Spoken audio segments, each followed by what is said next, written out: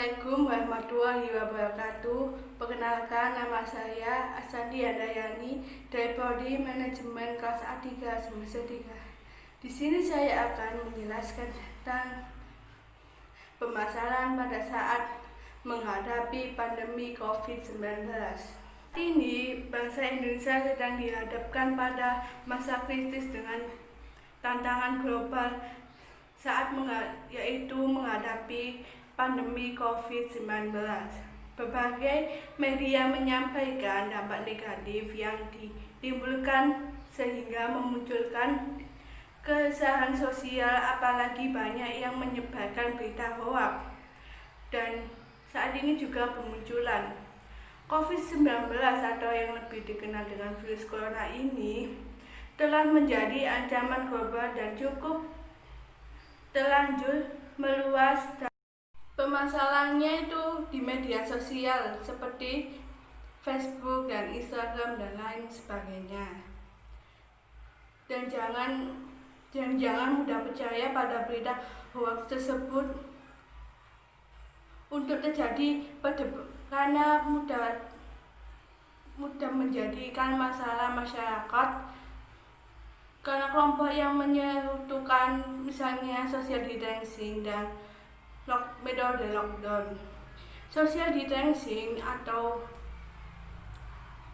disebut dengan pembatasan interaksi secara individu dengan individu lainnya, sedangkan metode lockdown berarti mengkarantinakan suatu wilayah dengan menutup semua akses pintu masuk, keluar maupun masuk. Beberapa provinsi sudah menerapkan untuk metode lockdown ini secara lokal. Organisasi Kesehatan atau WHO telah resmi mengubah istilah social distancing dengan physical distancing. Hal ini dimaksimalkan agar interaksi antar masyarakat tetap berlangsung walaupun berjauhan fisik. Tentu hal ini lebih baik mengingat dalam konsep physical distancing telah membatasi interaksi sosial.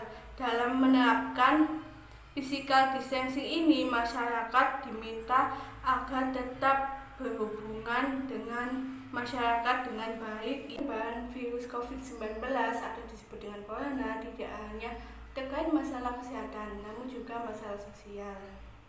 Masalah sosial merupakan suatu kondisi negatif yang dihadapi oleh masyarakat.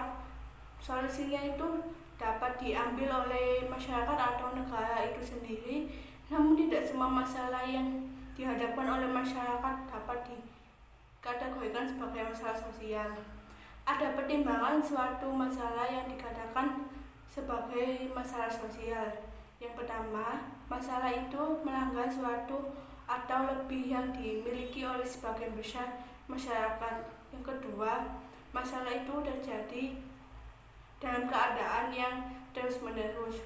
Yang ketiga, masalah tersebut membutuhkan suatu solusi berdasarkan evaluasi yang lebih mendalam.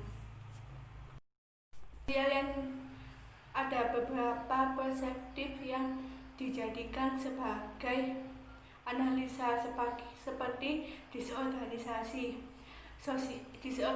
dan konflik sosial.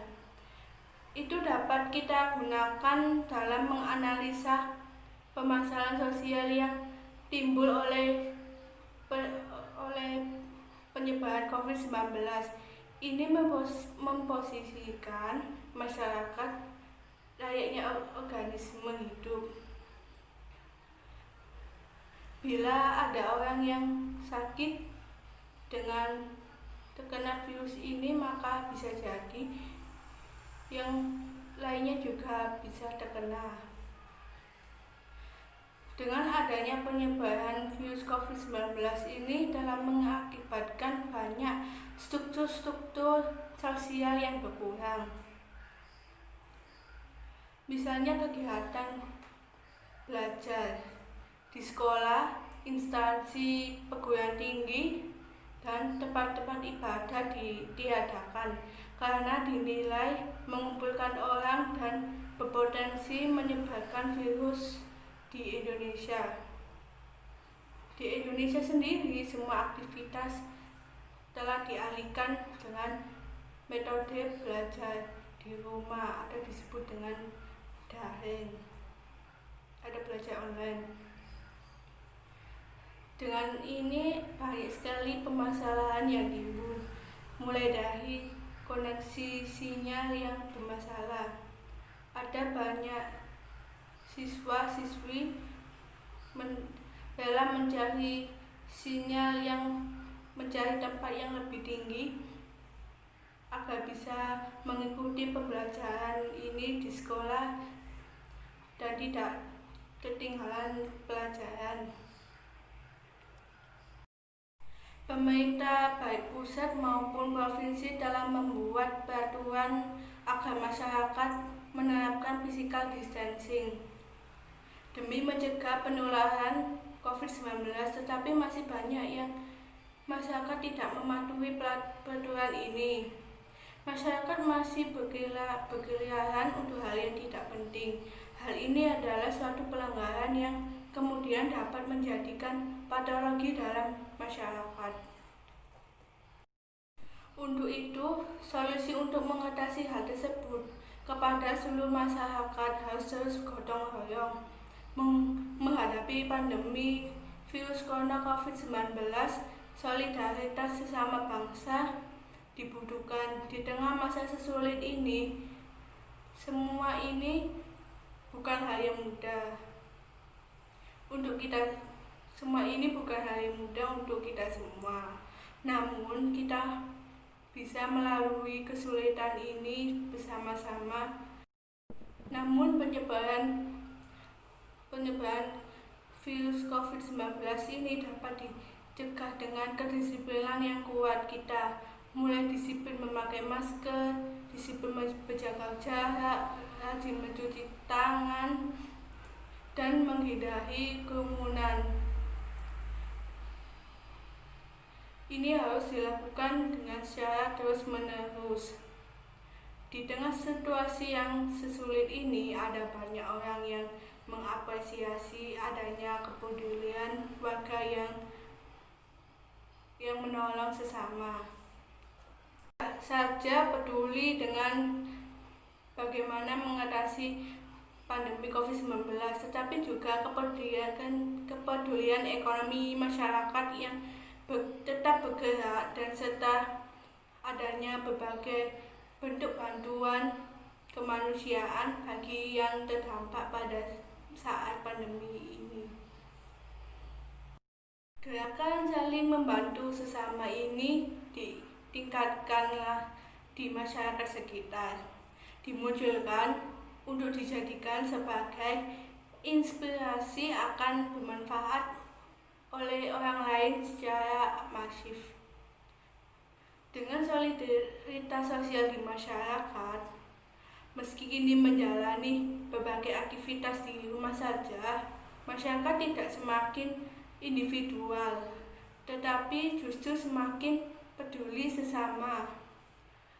Aksi solidaritas ini merupakan penegak sifat dan kebesaran bangsa yang selalu menemukan kekuatan dan solusi lokal di tengah berbagai krisis saat ini.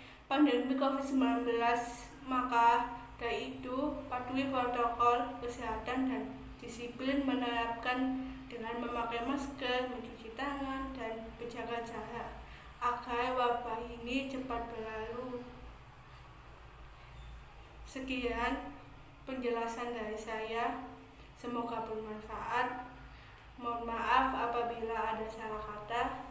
Wassalamualaikum warahmatullahi wabarakatuh.